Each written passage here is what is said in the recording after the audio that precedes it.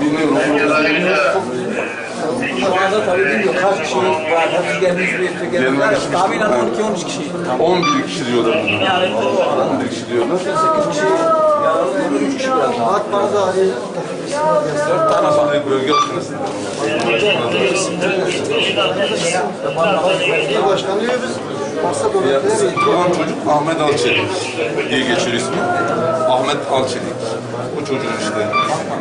Batman'daki çocuk koymuş. Hocam öğrencilerin meclisinden sadece aydın.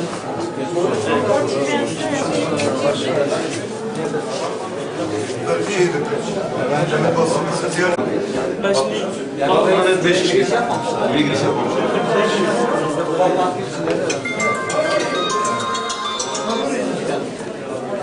Batman'da bir çocuk. Çoğu iyiydi Batman'dakiler.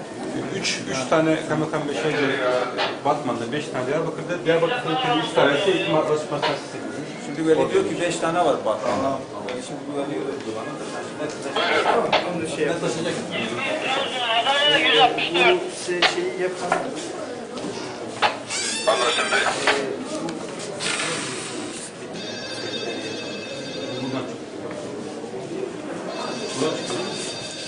Buranın çocuk.